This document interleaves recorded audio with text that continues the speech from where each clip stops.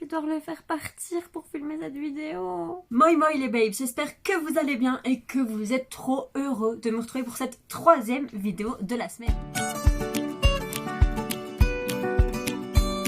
La chambre et la bibliothèque, c'est devenu la pièce des chats où il y a leurs jouets, il y a leurs gamelles, il y a leur litière, bref. Et un de mes 2 chats, je ne sais pas lequel, serait-ce celui-là, a vomi apparemment ce matin, mais j'avais dit ça va crapule. Mais j'avais pas vu et je l'ai vu juste avant de filmer. Donc j'ai dû nettoyer le sol et bref ça sèche, donc j'ai pas envie d'attendre que ça sèche et tout, d'aller ranger pour filmer, donc on va filmer ici. Bref, aujourd'hui on va quand même rentrer dans le sujet. On se retrouve pour la vidéo de mes 10 livres favoris de 2021. Oui, il y en a 10 seulement. Je sais que l'année passée j'avais fait 20, mais honnêtement si je mettais 20, il y en avait pas assez que j'avais adoré. Genre il y en a beaucoup que j'avais bien aimé et tout, mais adorer c'est un grand mot. Donc j'ai voulu faire plus petit et en mettre que 10. Et donc là c'est vraiment mes énormes coups de cœur. Avant de commencer cette vidéo, je vais vous demander de liker, vous abonner et commenter au long de la vidéo ou après la vidéo ce qui vous passe par la tête en regardant cette vidéo. Combien de fois je dis vidéo, je ne sais pas. Commencer par un coup de cœur de saga que si vous me suivez depuis quelques mois déjà, vous savez de quoi je vais parler, c'est forcé. C'est The Hunger Games, donc c'est le tome 1 de la trilogie Hunger Games. J'ai adoré toute la saga, mais le premier, c'est vraiment genre... Pourtant je connaissais les films, donc je connaissais l'histoire, et pourtant le livre m'a pris au trip, j'avais l'impression que... Enfin, je savais comment ça allait se terminer et pourtant j'étais super stressée en fait. C'était fou, c'était super bien, j'ai trop envie de le relire. Et en plus je trouve que l'édition est pas mal jolie pour un poche. Donc très bel objet et très beau livre. On a eu Sobibor. Sobibor c'était vraiment... je savais que j'allais aimer, mais je savais pas à ce point-là en fait. J'aime bien le fait qu'on passe vraiment... Enfin, on parle souvent de la Seconde Guerre mondiale dans des livres et tout, mais là on parle vraiment avec une vision totalement autre que ce dont on a l'habitude en fait de lire. Et j'ai trouvé ça super intéressant et surtout que finalement... il y avait une partie historique et une partie dans le présent, avec vu que c'est la petite fille qui parle, etc. Et c'était sympa, voir que les secrets de famille ont des répercussions sur votre santé mentale et physique. Oui, c'est important. Mais je crois que les générations plus anciennes ont du mal avec ce concept. On a eu un petit jeunesse que j'ai adoré, c'était La quête du renard blanc, le tome 1, qui est la pierre mystérieuse, pardon.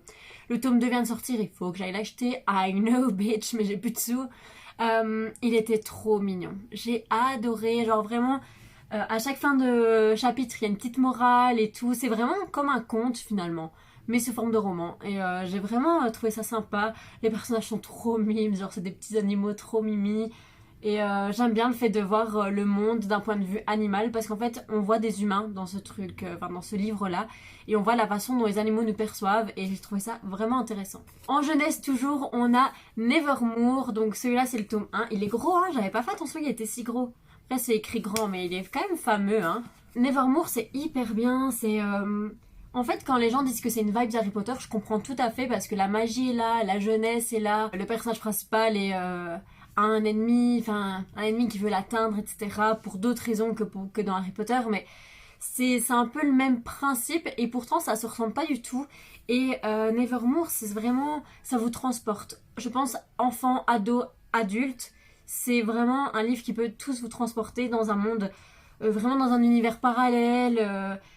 Les personnages sont vraiment chouettes, vraiment attachants, l'univers est vraiment sympa, j'aime bien le fait que les pouvoirs soient différents que dans Harry Potter où c'est un peu une école de magie où tout le monde apprend les mêmes sorts, etc. Là non, en fait c'est en fonction du don de la personne, enfin c'est assez chouette. Et puis le personnage sombre du livre est vraiment quelqu'un de très intéressant, enfin, moi j'aime beaucoup le voir apparaître dans les livres. J'ai pris le tome 2 au lieu du 1 en fait, mais bref.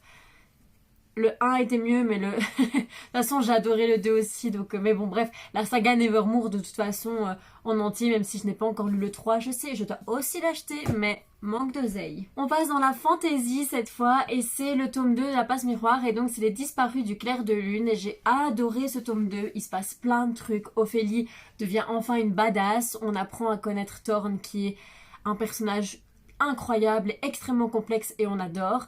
Ophélie qui ne se laisse enfin plus faire et qui vraiment là dans ce tome là elle passe à l'action, il se passe plein de choses dans dans le pôle, c'est hyper intéressant. Je m'arrêtais pas en fait, je pouvais plus arrêter de... Je m'appelle... Je reprends, mais du coup, je ne sais plus où j'en étais. Bref, je vous parlais du tome 2 de La Passe Miroir, je disais qu'il se passe plein de choses. Et vraiment, contrairement au tome 1 qui est un peu plus contemplatif parce qu'on découvre l'univers, on découvre les personnages, dans le tome 2 il se passe vraiment la blinde de choses et on sait pas où donner de la tête en fait. Et moi j'adore ça, j'adore. Ensuite on a un young adulte qui est The Good Girls. The Good Girls c'est un young adulte un peu polar, même si on n'est pas du côté des policiers, donc c'est polar sans trop l'être. Du coup on est du côté des 3 adolescentes en question. D'ailleurs je comprends pas parce que sur la couverture elles sont 2 alors qu'elles sont clairement 3 dans l'histoire. Bon bref.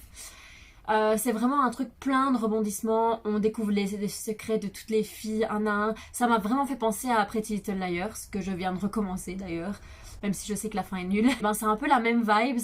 Et la même vibe, pas la même vibes, c'est un peu la même vibe que PLL et franchement j'adore ce côté secret, mystère d'adolescente mais qui sont des mystères sérieux, genre c'est pas des petits secrets d'ado, genre j'embrasse une fille sous de la couette quoi, non. Non. Moi je le conseille, personnellement je le conseille, je l'adore. En romance, il était fait pour moi qui était une relecture d'ado et que j'ai toujours autant aimé, auquel j'ai redonné un 5 étoiles, comme quand j'étais ado. Franchement, l'autrice est phénoménale parce que vraiment à travers son écriture j'arrive à vivre une rupture en même temps que l'héroïne, j'arrive à avoir le cœur brisé en même temps que l'héroïne. Vraiment je passe par tous les sentiments par lesquels Rosalie passait aussi. C'est Rosalie, hein, pas Rosaline. Rosaline, pardon. Donc par lesquels Rosaline passait aussi et enfin ça c'est quand même rare parce que je suis pas du genre à pleurer beaucoup dans un livre et tout, et là j'avais vraiment les larmes aux yeux parce que j'avais vraiment le cœur brisé avec elle, hein, vraiment. On repart dans de la fantaisie, il n'y a pas d'ordre, hein, vraiment c'est n'importe quoi. Et c'est avec ACOTAR, donc le tome 1, franchement j'ai adoré, c'était ma première expérience dans le monde fantasy des fées. Et franchement c'était trop bien, je regrette pas du tout l'expérience, je vais clairement continuer la saga. J'attendais juste de voir si on me l'offrait pas à Noël, mais non, donc je vais me l'acheter. J'ai adoré les personnages, j'ai adoré les quêtes et tout, c'était hyper intéressant, c'était hyper addictif, je l'ai lu très vite, et pourtant c'est en anglais et c'est pas écrit grand, et pourtant je l'ai quand même lu vraiment vite parce qu'il était juste super prenant quoi. On a aussi une autre romance et c'est After, je sais, je n'arrête pas de vous en parler, je n'arrête pas, mais vraiment ce premier tome je l'ai adoré, hein. Je pensais pas accrocher parce que c'est vraiment le genre de truc qui me donne envie de vomir, ce genre de romance, et pourtant je me suis laissée totalement aller dedans. Je sais pas comment ça se fait. Et en plus, c'est des briques, hein. Mais là, je suis en plein dans le 2. Enfin, j'ai fait pause pour le 2, mais je l'ai commencé. J'étais déjà à la page 200 et dès sur 700. 700, vous imaginez. Mais je m'en lasse pas en fait. Ça se lit super vite parce que les chapitres sont courts. Et moi, il n'y a rien à faire. Mais dès que les chapitres sont courts, je lis beaucoup plus. Quand les chapitres sont longs, ça m'ennuie. Et du coup, le fait que les chapitres soient courts, je le lis beaucoup plus vite. Parce que je lis beaucoup plus sur ma journée du coup, et parce que je me dis encore un chapitre, et voilà. Mais je pense qu'on est toutes et tous pareils. Franchement c'est hyper addictif comme saga, j'aime beaucoup. Et le dernier, donc le 10e livre de cette catégorie des coups de cœur 2021, c'est Harry Potter and the Philosopher's Stone par Mina Lima. Donc of course j'adore Harry Potter, moi c'est ça qui m'a amené dans le chemin de la lecture, qui m'a vraiment appris à aimer les livres et à lire beaucoup. Et quand Mina Lima... En fait, je vous explique juste ma petite histoire avec Mina Lima. Je partais tous les ans à Londres depuis mes 15-16 ans. Peut-être 16... Ouais, non, pas 15 ans. 16-17 ans, on va dire. Et il y a une année, en fait, j'avais fini mes examens très très tôt. Et tout le monde était encore en examen, alors que moi, j'allais rien foutre. Donc je me suis dit, bah go, je pars à Londres seule. Grande aventure, je suis partie 3 jours ou 4 jours, 3 jours je pense, seule. Mais bon, je connaissais bien la ville parce que j'y allais souvent, je savais ce que je voulais y faire et tout, donc j'ai pas... Enfin, ça me semblait logique d'aller là en fait. Et j'y suis allée, du coup bah je me suis promenée, j'étais toute seule et tout. Et puis je suis tombée sur le magasin de Mina Lima et je connaissais vraiment pas. Je sais pas comment je pouvais ne pas connaître, mais je connaissais pas. Et là je me suis dit waouh, c'est incroyable. Et donc je suis rentrée dedans, j'ai vu d'abord le magasin avec... je me souviens qu'à l'époque je voulais trop acheter Peter Pan, il était magnifique et maintenant je l'ai de chez Flammarion, mais au moins ce sera plus facile à lire en français. Et je suis montée dans les étages et là les décos et tout, mais c'était incroyable. C'était incroyable, vraiment. Et depuis, j'ai une obsession pour Minalima. Dès que je vais à Londres avec quelqu'un, il faut qu'on aille à Minalima. Je peux pas aller à Londres sans y aller, c'est impossible. Et donc, c'était logique que j'achète les versions Minalima d'Harry Potter et que j'achète toutes les versions Flammarion qui sortent de tous les Minalima. Parce que vraiment, j'adore. Juste, rien que la couverture est magnifique, tu vois. Elle est vraiment belle. Mais vraiment, en fait, je l'ai relu du coup dans cette version et ça apporte tellement un truc de plus encore, toutes ces illustrations. C'est vraiment, il n'y a pas une page sans illustration. Et quand c'est pas des belles illustrations, c'est carrément des découpes et tout. Attendez, je vais vous montrer. C'est carrément des découpes, genre là, vous voyez, c'est le chemin de traverse. Enfin, c'est magnifique, vraiment, c'est magnifique. Et c'est juste une expérience de lecture unique, je trouve. Et donc, j'ai ultra hâte de lire les autres que j'ai parce que du coup, j'ai le tome 2 que je vais lire en début 2022 là. J'ai Peter Pan que j'ai acheté récemment. Et alors j'ai le livre de la jungle qui est sorti pendant l'année mais que j'avais reçu parce que j'ai gagné le concours de Flammarion. Et en fait il me manque juste le Magicien d'Oz, mais je le veux trop parce que Magicien d'Oz c'est pas quelque chose avec lequel je suis hyper familière, mais c'est vraiment un roman qui me tente vraiment beaucoup et donc j'ai trop hâte de l'acheter. Mais comme je disais précédemment, il me manque les pépettes, donc j'attends d'être payée et de faire un petit tour en librairie. Mais j'avoue que je vais à Bruxelles début du mois de janvier et je crois que je vais passer par Waterstones.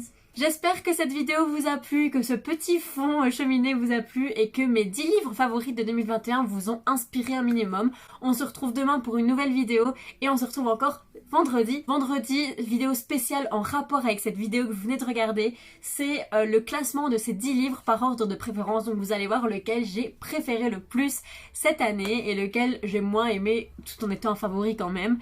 En attendant, moi je vous fais des gros bisous et ciao, à demain.